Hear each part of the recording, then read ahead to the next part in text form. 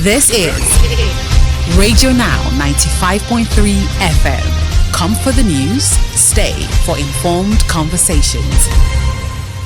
It's not as strong as we thought it's going to be. Like the proceedings from the last COP left a lot of people disappointed and abysmally, pessimistic about where we're headed as a nation, as a people, as a planet, in terms of carbon emissions. For us in Nigeria particularly, I think it's a dicey situation because we are stuck between a rock and a hard place. The rock being we have to mitigate against climate change. The hard place means that we also have to adapt to critical climatic conditions.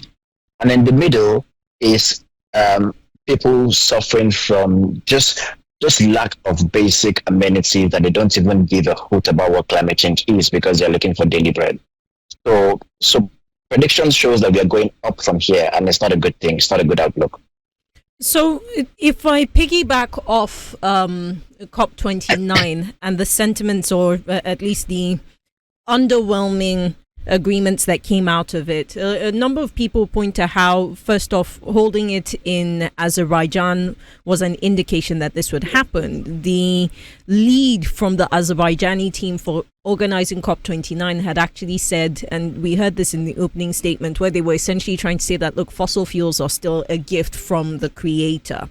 Many third world countries, including Nigeria, have insisted that we must have access to fossil fuels in a way, in a bid to push and drive our economies to any sustainable place. So I noted that even Western countries did not seem to push back on this narrative. Since the 1.55 degrees Celsius mark that we 1.5 degrees Celsius that we surpassed, the temperatures were 1.55 degrees Celsius. Even Western countries, who are typically at the forefront of green transitions, it seems to have been swept under the carpet. So I'm curious as to whether you think that over the next few decades, we will actually go back to a full reliance on fossil fuels to allow the world come up to a certain baseline level of development before we start to discuss more seriously green transitions. Fantastic. Just to clarify, we are still within 1.5 degrees. So when you measure climate, you measure it over a long period of time. So in a decade, are we going to bounce on and off 1.5, or are we going to now have a new climatic condition of beyond 1.5? So every year the weather conditions go and go up or go down. Right. So when you say we have the hot young, but not necessarily that we've surpassed 1.5 degree mark, well, yeah, here. So if we measure this an average over a long period of time, then we can say we've surpassed a 1.5 degree mark. Now, going to the comments you made, right? Lead is a gift from God. We don't, so is lead poisoning. Radiation is a gift from God. We don't go around embracing, materials that are harmful to us. Being a gift from God and being useful are two different things. If it's a gift from God, but then you've seen the side effects, then you stop using that gift, right? But I think there's a lot of momentum and a lot of push from young people now that I think the world would have to be forced to listen that there has to be an alternative.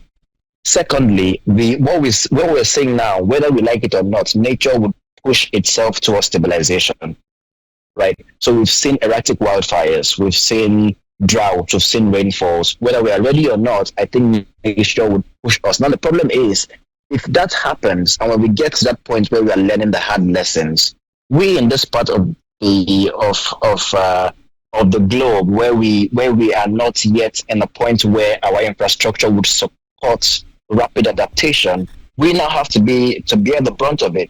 So I think my charge now to African leaders and would be that how long do we have to just listen to what the West have to say and then bounce along with that? We cannot, and we should not do that, right? We need to come back and think about it from our own point of view. There's a conversation around fossil fuel being the way for us to move to the next frontier, or natural gas being a bridge fuel.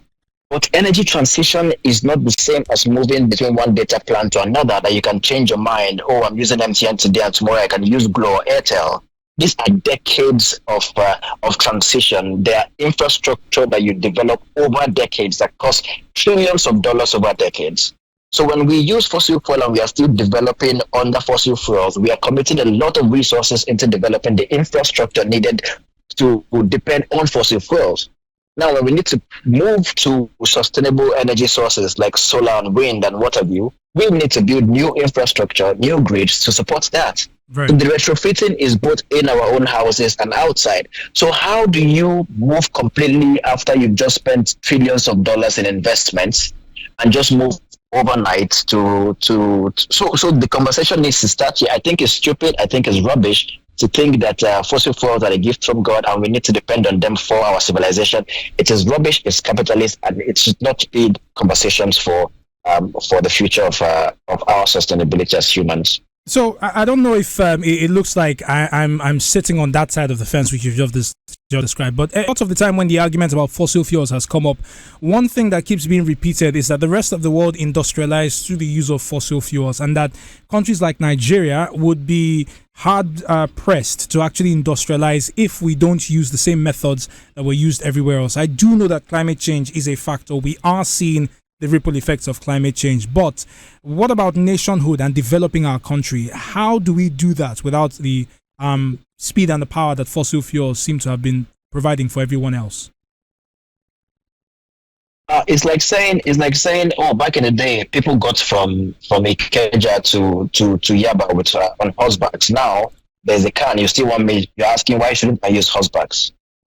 So that is the conversation. The conversation is, yes, the rest of the world developed, but it is a new frontier. There is no stopping us from developing on the new with new technology, new resources, as you can put it. It just means that we are now being very, very lazy to think of what the new frontier is going to look like. There's a reason why nations like China are now pushing heavily towards going towards renewable sources, because they understand that it is not just a move towards sustainability, it's also a move towards economic stability and world power. The more dependent you are on other people's natural resources, look how dependent we are on fossil fuels and how much, since the existence of fossil fuel, since the development of fossil fuels for us in Nigeria, how much has it pushed our development to, say, first world order? How much has it pushed our industrialization? I mean, so if you go by that argument, it doesn't. I agree. I understand the point you're trying to make, but I also understand that now that we know that there are alternative sources, what stops us from now being the front runner in the use of these alternative sources for industrialization while the world tries to catch up with us? Mr. John, I do hear your argument. In fact, I share the argument and I understand it.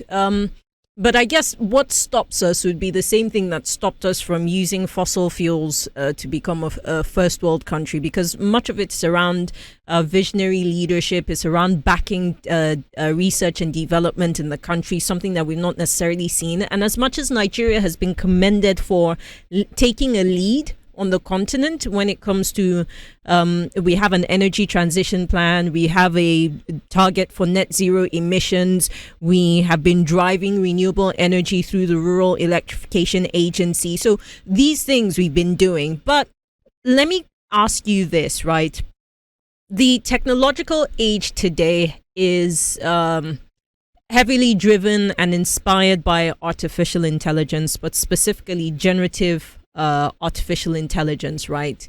And we know that the data centers that drive artificial intelligence are using up massive amounts of water, and experts have already shown us that water is very much, it's becoming water surfaces, this is table water surfaces now, are very much a finite resource. So I'm just curious as to whether globally, and even with countries like Africa where you're saying that we should drive that technological advancement, it's still very much dependent on being able to extract resources from the earth, which uses technology and equipment that also need to be manufactured, which would then also be powered by essentially fossil fuels. There's something of a vicious cycle with this drive towards renewable energies, and I don't know how we break from that cycle.